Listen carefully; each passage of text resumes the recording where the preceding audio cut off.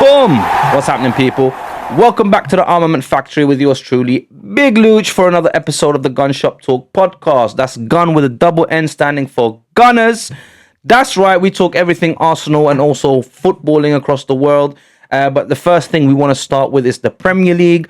I'm not going to take up too much of your time. I'm going to talk about the Arsenal game. Then I'm going to talk about my reaction video that I have been getting a lot of stick for. We'll get back to that. Also, we want to talk a little bit about the other games. And of course, yesterday or last night's incident at the AFCON final between Morocco and Senegal. Now, first thing we want to do is want to talk about the Premier League. So let's dive into it. Let's start with that. Boom. Let's go. Right, so first thing, let's start at the Forest ground. So the City ground, I should say. Nottingham Forest versus Arsenal on Saturday at 5:30. I was looking forward to that game. I really wanted it to go well, especially having seen Manchester City get the smackdown laid on them by Manchester United. And I must say that was a very, very pleasant surprise. I haven't seen Manchester United play like that in a very long time. I mean, they look like Manchester United of old. It looked like the roles were reversed. It looked like Manchester United were playing like City and City were playing like Manchester United. It was strange, absolutely fantastic though. I mean, for us, making Manchester City drop points again. Pleasant surprise that Manchester United were able to destroy Manchester City and Pep Guardiola. I mean, it was a shock, it was an upset, but I mean, I was delighted, and I know all of the Arsenal fans were delighted. Not only that, Liverpool were held to a draw by Burnley, I believe, and at the same time Tottenham get battered everywhere they go. West Ham again going to the Tottenham Stadium and putting them to the sword. Then the next day on a Sunday, anticipating the Aston Villa game, I couldn't watch it. I had to take the children out, so I was busy with the kids. However, I kept an eye on it, and I saw that Everton managed to beat them at Villa Park by 1-0, and I was ecstatic because, I'll be honest, in my reaction video, which we're going to get into, I was very, very anxious for the Aston Villa game because Aston Villa had the opportunity to cut points, meaning there were 7 points behind us. They could have gained 3 and cut the 7 to 4 points, and that leaves the title race wide open. Guys, 4 points is nothing. I've seen Arsenal throw away 10-point leads. So 4 points is nothing. I know, yeah, you can tell me it's Aston Villa. However, do not rule them out. If they got closer to us, they could have pushed for the title or pushed us to the last day for the title. However, fortunately for us, Everton managed to do a job on them at Villa Park, taking away the points from them. They got the 3 points in the pocket, took them home. Everyone's happy. So Saturday was a great day. Sunday was a great day. However, let me talk about the Arsenal game real quick, because obviously we did a watch along for that game. Thank you for everyone that joined us. Thank you for everyone that liked it. Everyone else that subscribed. For all the people that regularly join me, thank you guys. I really appreciate you. And for those people that came new and I just got introduced to the Armament Factory, thank you guys for joining us. Thank you guys for subscribing and liking and all of that. Now, Nottingham Forest, Arsenal. Before the game kicked off, and we knew the results in the other games, because obviously it was a 5:30 kickoff, so all the 12:30 derby and the rest of the 3 o'clock games were all done, so you knew all the results. I was really anticipating Arsenal, although the pressure was off, to go to Nottingham Forest and really destroy them. I mean, when I say destroy them, I mean the 3s and 4s and 5-0 type of game. A lot of people turn around and say to me, look, listen, we're not going to always do that. Teams are not just going to roll over for the Arsenal when they come into town. But that's not what I meant. I meant to say that we had an opportunity to put our foot on the neck of Manchester City, our foot on the neck of Aston Villa, and to really say to the rest of the Premier League, listen, guys, game over. That's it. Whatever the people have been dreading regarding Arsenal, because I know all of the fan bases across England, maybe bar 1 or 2, really wanted to see Arsenal bottle it once again. They really don't want to see our fan base be ecstatic, excited, happy. They just don't want no happiness for the Arsenal fans, which is fair enough, because I don't want no happiness for them either. However, I do feel like their hate towards Arsenal, because we probably are the biggest fan base in Europe, in the world, I don't know, whatever. But we are a big fan base in England, to say the least. So We do get a lot of hate, we do get a lot of stick, but that's because we're very vocal. We're really out there. We really want our team to do well, and we're pushing for our team to do well. So you're gonna get a lot of hate from fans, and that's part of football. I love it. It's the banter. It's all of that. That's what we look for. That's what we want. Now, like I said before the game, I was really ecstatic, and I thought Arsenal was gonna put Nottingham Forest to the sword so that we can put our foot on the neck of Manchester City and Aston Villa. However, as the game started off and I looked at the lineup already was a little bit kind of like, why is Gyökeres playing again? Okay, I'll be honest, but I thought, you know what? He scored against Chelsea. He assisted against Chelsea. So maybe, yeah, he deserved to get another call up. And I really thought maybe things had turned around for him, because I have been slagging him off. I have been getting on his case. And not because I don't like him as a person or I hate him as a human being. No, I'm sure he's a nice guy. I'm sure he's a lovely person. What concerns me is my team. Now, a lot of people have been telling me to calm down with Gyökeres, to kind of back him, give him time, all of that. And I'm going to answer all of these things now, all right? Because it's really getting on my nerves, because I've explained myself several times now. Again, I'm saying I have nothing personal against the guy, okay? I just now, at this stage of my life, at this point with Arsenal, that's it. I want to win now, okay? I've been supporting and giving players time that have been there before, and people kept on saying, yeah, we're a team in transition and we're building and we're building and we're building, and it kept on being, okay, it's the season after the season after the season. And I'm talking about since the Arsene Wenger days. I'm not just talking about now Mikel Arteta and whatever. No, I'm talking about ever since we moved into the new stadium and things were supposed to change for us and we were supposed to be able to compete with everyone that's injecting money into their clubs, the Chelseas, the Man Cities, the whatevers. So it's been a long time coming. So I'm not giving anyone time anymore. I'm not backing weakness anymore. I'm not backing mediocrity anymore. I'm just not doing it. Other Arsenal fans, by all means, that's what your opinion. That's what you want to do. You're still my brothers and sisters in the Arsenal fan base community, and I will always support you and love you for that, because we're backing the same team and the same club that we want to win and see glory for. So I will never go against any other Arsenal fan. Yes, we can debate. Yes, we can have different opinions, but you're all of you are my brothers and sisters. So take everything I say with a pinch of salt. It's just my opinion. It's just how I feel. And I've seen Arsenal so many years now. It's been 3 decades now, right, that I've been supporting this team. And that's it. I'm done with this kind of like, yeah, accepting the mediocrity and accepting the weakness and you know, being the laughing stock for other people as to, yeah, we play great football, but we're always the bridesmaid, or we can never come across the line, or we're just not winners. I've had enough of that. So the Nottingham Forest game, the Nottingham Forest game, I was really looking forward to Arsenal doing what the Man Cities and the Liverpool have been doing in their title charges and their title runs, is just chop everyone down that's at the bottom of the league, show the rest of the league that, you know, we mean business. Now, I agree. You will not win every game in the league as long as you just don't lose. I'm happy to accept that. Now, my opinion is this. I'm happy to not lose the games against the Man Cities when they come to the Emirates and we draw. The Chelsea's when we go to Stamford Bridge.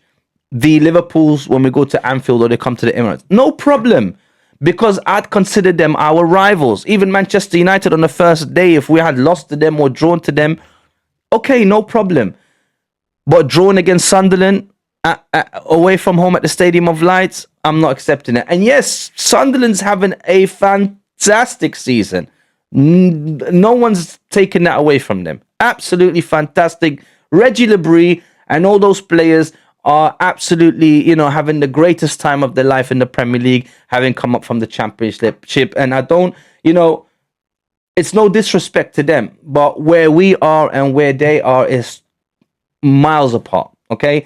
So I'm not accepting us dropping point at the Stadium of Lights. I'm not accepting us dropping points at Nottingham Forest. I'm not accepting us dropping points, or nearly dropping points to Wolves at home, right? And also, scrape and buy those kind of wins. Yeah, sometimes they're going to happen, but I'd rather they happen to like us against Newcastle, for example, when we got that last minute winner, because I'll accept it if we drop points there as well.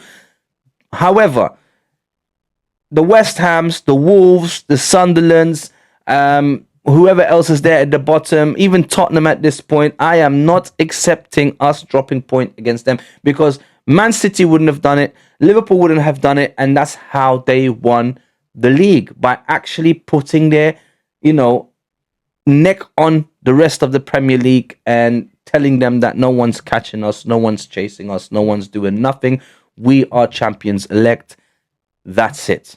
And that's all I wanted from Arsenal. I just wanted them to widen the gap. Now, the argument from some of the Arsenal fans is, okay, look, listen, before the Aston Villa game, it looked a bit dodgy or scary because we could be, pegged back to only 4 points rather than 7 points.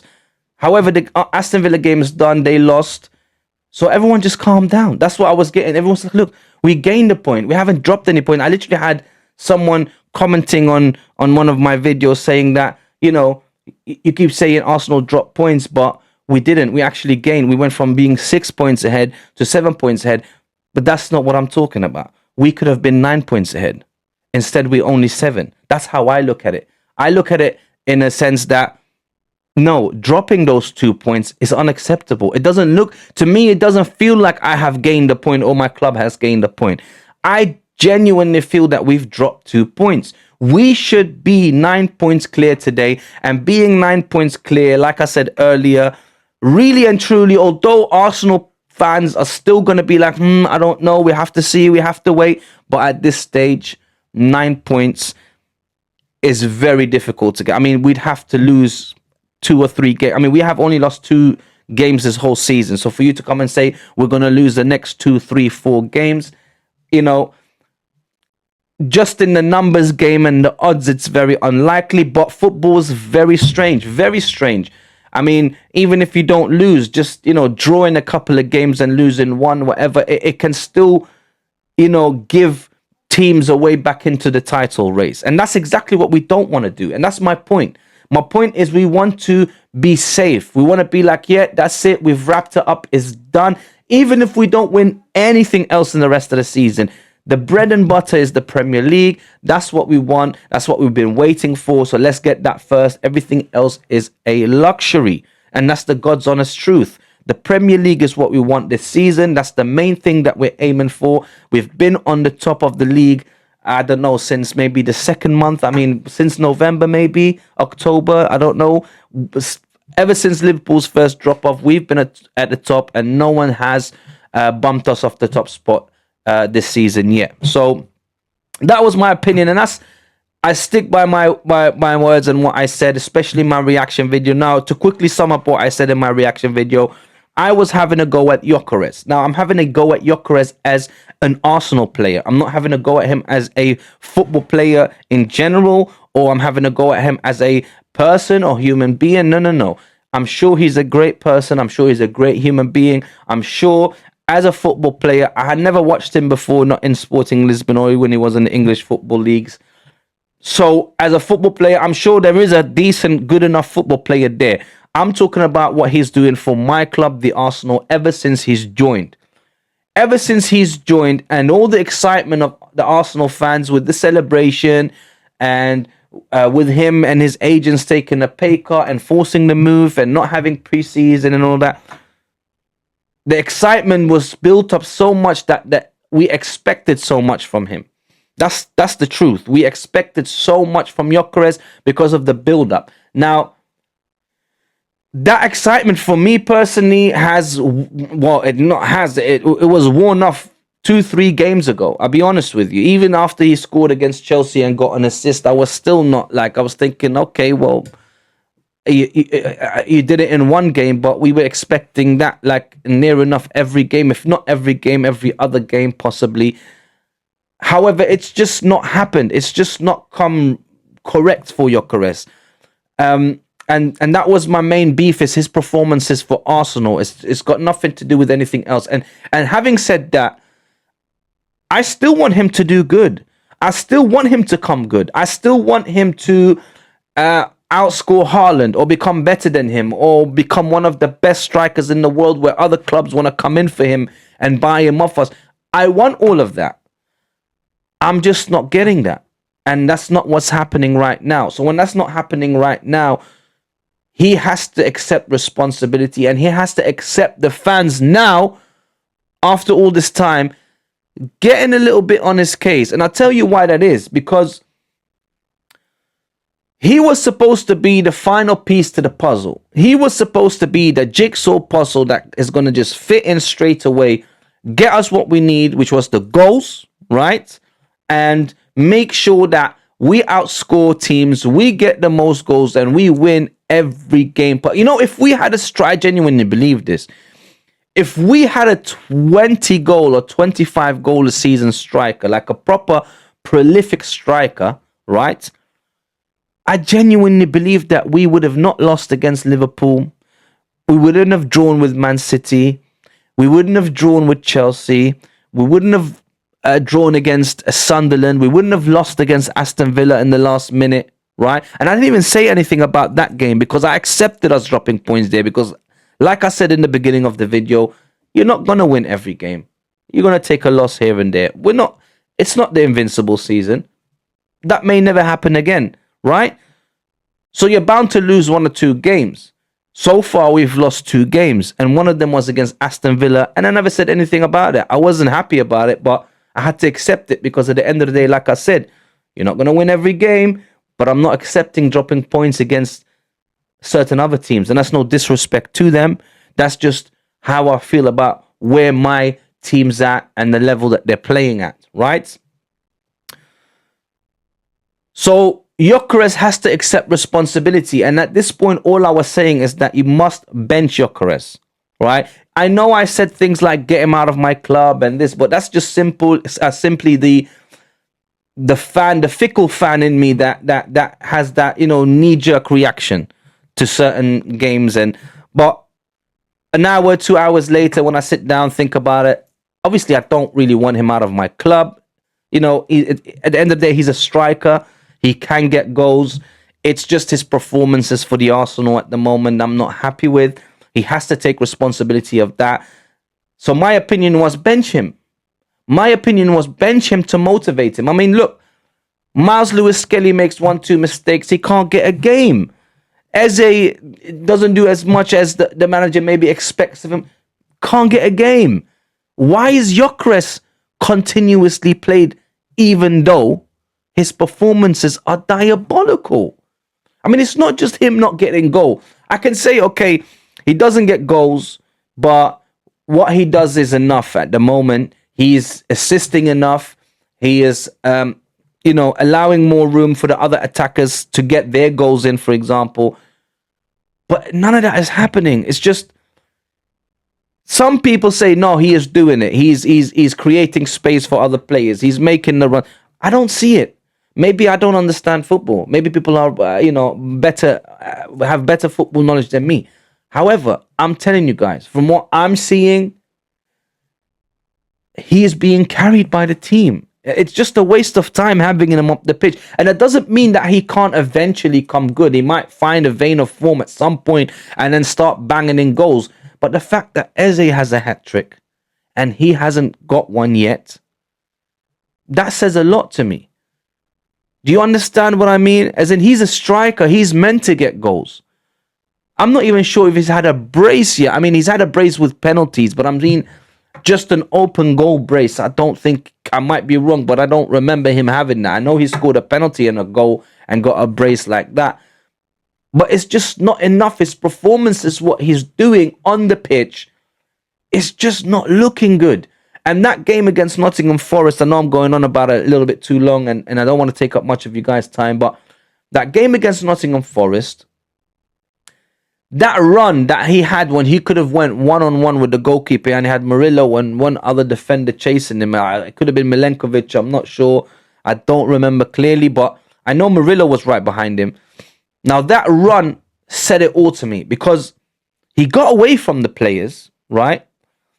And if he had just a little bit of pace, I'm not talking Mbappe, I'm not talking Thierry Henry, I'm not talking, You have to have that Usain Bolt speed. But if he had just a little bit of pace, and he was in a little bit of form, he would have gotten away from those defenders and been one-on-one with the goalkeeper, and then he should have been able to know what to do, keep his composure, tap it into one of the corners. However, none of that materialized. And on top of that, Murillo, who he got away from initially, stumbled over his feet behind him, but managed to adjust himself, not just adjust himself, catch up to Gyökeres, and then make sure that the shot doesn't come off. Like, put him off enough to he might have even tackled him and got the ball away from him. And then at the same time, Sels came out and made himself big so that Gyökeres couldn't do anything. And that said it all to me. It said it all to the point where even Mikel Arteta didn't wait long in the second half to take him off. He had to replace him. He started off at halftime by taking Martinelli off. And I know why, because Martinelli missed an absolute sitter. And Mikel Arteta told him about this last time. He had a go at him in a press conference. I don't know if you guys remember this, but it was a game we played, and I believe it was the game against Chelsea. I might be wrong, but it was one game where we took a corner. Martinelli was at the back post, and he had a free header, and all he had to do is just header it straight, and he ended up headering over the goal. And at the end of that game, when Mikel Arteta did a press conference, and they were asking him like, "Oh, so how come you didn't manage to get the 3 points in this game?" And he literally said, "Well, you can never win games or gain 3 points when you miss an open goal like that and header it over." Like, literally having a go at Martinelli. And in this game against Nottingham Forest, you saw he took him off immediately at half time. He said, no, come off. You can't keep missing these sitters. I mean, literally, the Martinelli chance was, easier than the Gyökeres one, I suppose. And that's why he was taken off immediately. Whereas in Gyökeres had maybe another 5-10 minutes and then got taken off in the second half. But to me, he should have been taken off as well immediately in the second half. Now, not to stay on this topic too long, but this is my opinion. This is how I feel. I want him to be benched. I want Kai Havertz to start. I want Gabriel Jesus to start. But more than that, I want them to go into the market. Yes, a lot of people will say, "Oh, you guys got a striker, all that, and you want more." You not understand. Even if we get a loan deal for a player, go get a Mane on loan. Go get a Lookman. Go get an Osimhen. Go get. I am sure Arsenal Football Club, in the position they are, top of the Champions League, top of the Premier League, will have no problem enticing players to come to us, or players making themselves available to come to the Arsenal because of the position. I mean, we shouldn't have problems recruiting players where we are today. So I'm really looking forward to see what Arsenal are going to do in this transfer window. There is talk about Brahim Diaz, Arsenal bidding 50 million for him to Real Madrid. Now, are they still going to do that after what happened yesterday in AFCON final? We'd have to see, and I'll talk a little bit about that towards the end. But yeah, so that's the Nottingham Forest Arsenal game. We should have won that game. In my opinion, we should have won. Yes, we had chances to put that game to bed. We didn't take them.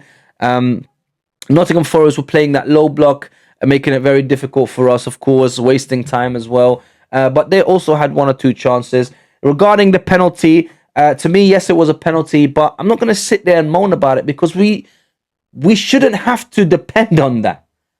We should be putting away our chances. We should have a striker that's putting away chances for us not to worry about whether we're going to get a penalty from the referee or the VR. It's Michael Oliver. He hates Arsenal. He doesn't like us. There is a conspiracy with him and Arsenal. We hate him. He doesn't like us. We never have good games when he's reffing. And there again, it's like he wants to be the center of attention. It's like he wants to be involved in everything. Not giving us a penalty, not a problem. I'm not going to sit there and moan about it, because it's we as a club should have, or as a team, I should say, that was on the pitch, should have done enough to beat Nottingham Forest, who are sitting 17th, and I believe didn't have a win in the last 5 games. And that's why I was so upset. And that's why my reaction video was the way it was. Because I cannot accept this anymore. I just simply can't. Now, I don't care. You call me a fake fan. You call me this. You can call me any name under the sun. I really don't care. I've been with this club for a long time. I've spent so much money supporting this club, going to games, buying merchandise, doing this. And I don't care about any of that, right? So you can call me what you want to call me. I'm still going to have my opinion about my own team, right? I'm still going to say that game against Nottingham Forest is not good enough. I know that. Mikel Arteta knows that. The players know that. And if you go online and put in Declan Rice reaction after the Nottingham Forest game, we already saw him arguing with Stevenberg in the tunnel at Chelsea. We already saw Gyökeres pushing away Saka when he celebrated his goal against Chelsea.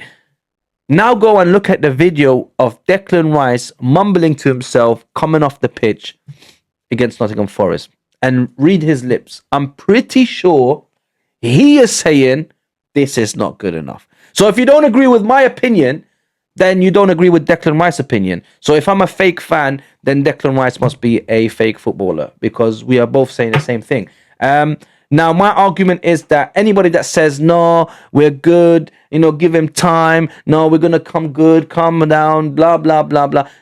Your standards for the Arsenal, it's not the same as my standards for the Arsenal. My standards for the Arsenal today is that we want to be the biggest club in the world.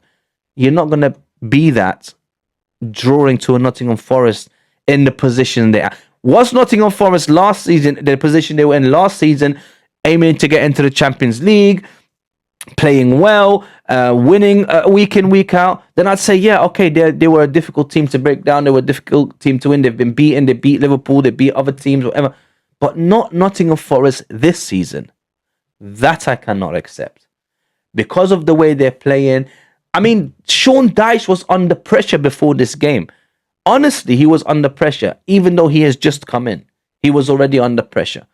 So you're telling me we should have allowed them, or it's good for us to have allowed them to be able to get a point from us, and you still look at it as a point gain? I don't. I look at it as 2 points dropped, and that's my standards for the Arsenal. I'm pretty sure Mikel Arteta looks at that, and I'm pretty sure the players look at it like that as well. And that's it. That's the last I'm going to say about the Nottingham Forest Arsenal game, and that's the last I'm going to say about my reaction video. Guys, honestly, you can believe what you want to believe. You can say what you want to say. Everyone's opinion is valid. I mean, football is subjective. Not everyone's going to see things through the same lenses. Not everybody's going to agree on things.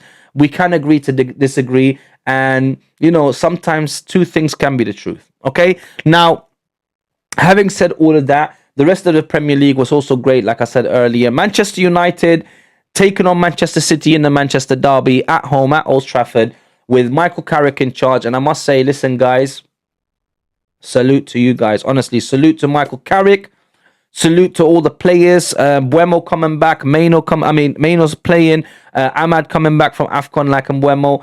And the team, the formation, the way they played. I mean, look, even Casemiro looked like he was Casemiro from years ago. The whole team played incredible. Now, I must say this. I hope and pray that it's not just because it was the Manchester Derby and it was just simply a manager bounce. Now, I'm saying that as an Arsenal fan, even though we got to play you guys after the Champions League game, but meaning that I want it to be where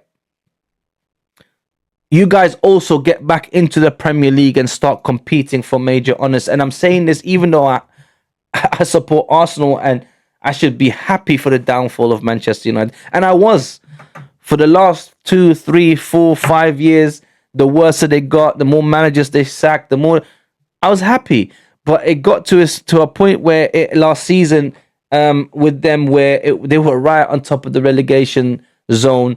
It started looking at, okay, no, this is not good because this is one of the legacy teams in the Premier League. This is one of the biggest clubs in the world. To keep the Premier League the way it is, you want those big clubs competing with each other at least.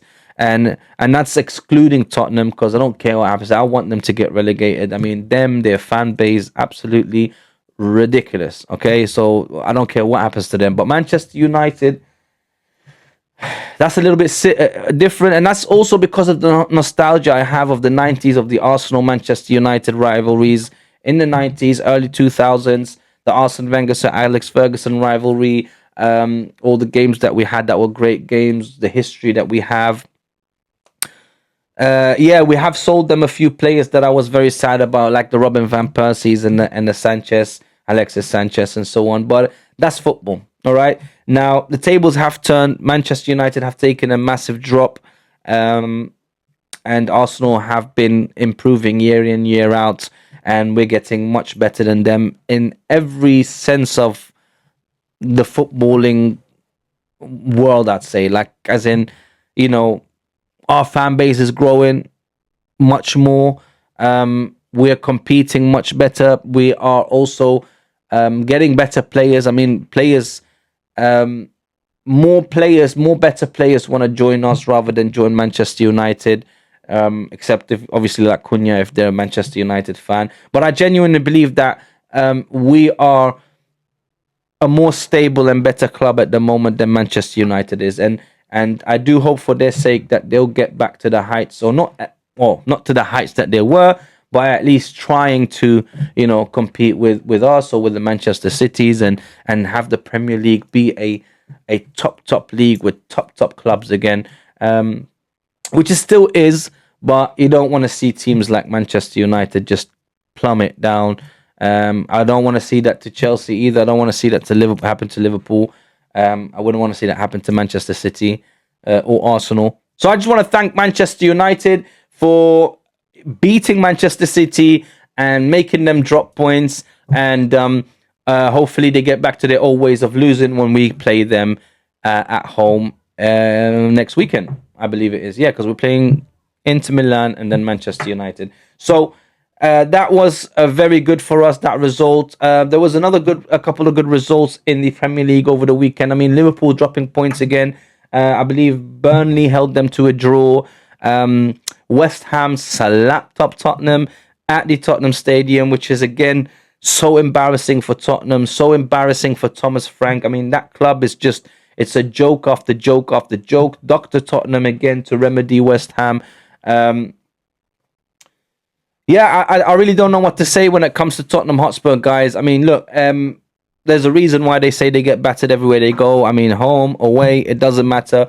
They get slapped up. And that's, again, they're giving 3 points to West Ham, who are in a relegation battle, which boded well for them. And it boded well for them that at least Nottingham Forest didn't beat us. It wasn't good that they gained a point. They probably were expecting us to get all 3 points. But it was only a point that they gained, so West Ham should be happy about that. Sunderland with another win. Sunderland at home at the Stadium of Light, beating Crystal Palace. Crystal Palace, Oliver Glasner, they're not in a good place at the moment. Mark Gahey is going to get sold to Manchester City, I believe. I really thought he was coming to the Arsenal, but it looks like he's going to Manchester City. Oliver Glasner not happy about that, obviously. He's not happy about where the club's at and the club's mentality, and he came out with scathing remarks in the press conference. I think it was the post-match press conference, which obviously doesn't go down well with the hierarchy at the club. So we don't know how long he's going to be there. I'm sure that he's looking at the vacancies that are coming available at the Madrids, at the Uniteds, at other places as well. Maybe he's eyeing up a move to a bigger club. So they lose against Sunderland. Sunderland again, climbing up the table, doing very well. Another 3 points for Reggie Labrie and that club. I'm well impressed with them this season. Let's hope they can do the same next season, or keep the momentum going and just keep on building on what they got, instead of just selling all those players that have been doing very well for them this season. Leeds won again at home. Leeds beat Fulham 1-0. So Leeds, compared to how they were at the beginning of the season, they're starting to do very well now. They're picking up points. They're definitely not in the relegation battle anymore. I think they're well clear of that now. I know they're sitting 16th, but with 25 points, but I don't think that anyone's going to be able to catch them up anymore. It's highly unlikely, but football is strange. It can happen. I just don't think that's the case anymore. Now, Liam Rosinia with another win, 2-0 at Brentford, London derby. That's, quite impressive. Brentford have been playing well, have been doing well, but it looks like Liam Rosinia has been able to motivate the Chelsea players and get them playing and have some sort of structure where they can get wins under their belts. And they got a win against Brentford 2-0. Obviously, Arsenal, Nottingham Forest Arsenal was 0-0. And also the Newcastle game was 0-0. Newcastle Wolves 0-0. Aston Villa 0, Everton 1. That was the Sunday games. And today you have Brighton Bournemouth. And I believe Bournemouth is winning 1-0 at the moment. So we'll see how that goes. That's the Premier League games, guys. And now I'm going to just talk a little bit about AFCON and what happened last night. So I was watching the Morocco-Senegal final last night, the AFCON final. I was hoping it was going to be an unbelievable match, an incredible match, an end-to-end match. Instead, it was very cagey. Both teams very cautious. Yeah, there were chances here and there. I know Morocco had some clear-cut chances. Senegal had one or two chances. Morocco were able to keep Mane quiet. He didn't really have much to do during the game, like during the beginning of the game. Obviously, we're going to get to extra time and everything. So they kept him fairly quiet. And like I said, it was kind of a cagey, cautious, conservative kind of game. They both were very worried about losing it and not playing to their actual strength that they could. Senegal scored a goal, which I don't think should have counted. I think the referee judged it right. He looked at it. He saw the incident. He didn't need VAR. So what happened was a corner was coming in for Senegal. And if I'm not mistaken, I think it was Ismaili Sarr. I might be wrong. I think it was Ismaili Sarr. He ran towards Hakimi. He pushed Hakimi to the ground and headed the ball towards the front of the goal, which then it was an own goal, actually, that happened. Not a Senegal player that scored it. It came off the back of a Morocco player. But the Senegal player pushed Hakimi, and any sort of contact, I mean, if it happened in the Premier League, the same thing would have happened. The goal would have been ruled off. So I'm not sure about the people that are saying, no, the goal should have stood. That should have been a goal, whatever. No, it shouldn't. Because in any other league that happens, the referee and the VAR is going to disallow that goal. Because you cannot push. I mean, Hakimi, had he been standing there, would have been able to put him off of his header. Or maybe even header it before him. Because he was standing right in front of him. So the player came from behind Hakimi, pushed him. Hakimi not aware that there's a player coming from behind. Obviously, he's going to jerk forward and fall. And then the player headed it towards the crowd that was in front of the goal and the ball went in. Now, I agree with the referee. It shouldn't have been a goal. And that's not because I was rooting for Morocco. Not at all. I'm just being fair. I actually think that goal was judged correctly to be a foul play. Now, the problem that happened is, from what I remember, towards the end of the first 15 minutes of extra time, there was a corner for Morocco. Now, in that corner, Brahim Diaz got pulled to the ground. Again, if this would have happened in the Premier League or any other league, it would have been a penalty. It would have been. I'm sorry. You can't grab a player from the shoulder and then just pull him down. How many times have we seen this in the Premier League been given as a penalty and nobody complained about it? So I'm not sure why Senegal was complaining. And the only thing I could think of was that VAR intervened too late, because that initial incident wasn't spotted by the referee like he spotted the Senegal goal. However, the game continued, if I'm remembering correctly. The game continued, but Brahim Diaz was still complaining. And he was complaining fiercely, to the point where the VAR went to check what he's complaining about, then saw the incident, then told the referee, you must go and look at it. And that's where the whole controversy started. Because Senegal, obviously, look, now I'm not sure if FIFA or the African Federation of Football have a conspiracy where they want the host to win, because I've seen plenty of AFCON competition where the hosts don't win. So I'm not sure why people are trying to say or have an agenda to say that, yeah, it's a conspiracy. They just wanted Morocco to win. For what reason? That's never happened before. The competition has been held in other places and the host didn't always win. So I'm really not buying that rhetoric. I'm kind of just worried about that people always seem to think that just because you know just because it's the African competition there has to be some sort of corruption. Or look, at the end of the day, I don't know, but I actually agree with everything that happened there. That should have been a penalty. That goal should have been cancelled. The only thing is that the controversy was that Senegal wanted to leave or they left the pitch. So the Senegal manager, when the penalty was given, told his players to come off the pitch. Now, I've never seen anything like this in football. I'll be honest. I've never seen anything like this, and I don't think I ever will see anything like this. And I'm severely disappointed in Senegal's manager and the players that left the pitch. Now, I'm so proud and happy with Sadio Mane, because Sadio Mane knew that what his team was doing is incorrect. He knew that what his manager was doing was incorrect.